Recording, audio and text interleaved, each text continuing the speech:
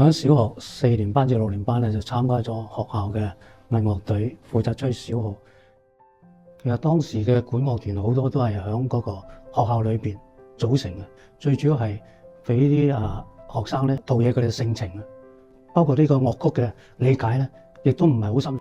而家管樂團咧就比較多元化啦，同埋比較professional 一啲。我喺大學嘅時候咧，就喺浸會大學讀音樂科啦。咁我主修就係小號同埋作曲同埋音樂製作。其實咧我開頭接觸56樂團嘅時候咧，即係都有啲擔心自己會 handle 唔到呢件事情。但係當我接手咗之後咧，其實我發現即係佢哋嘅呢啲人生嘅歷練咧，其實係好幫到佢哋玩音樂。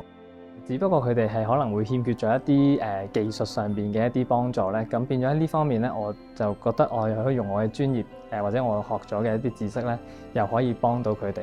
佢就將我哋香港管樂嘅歷史嘅發展咧，一展述落嚟咧，其實都令到呢個管樂團嘅發展咧變得更加學術化。我希望我哋50男樂團嘅發展咧，有多啲觀眾聽眾。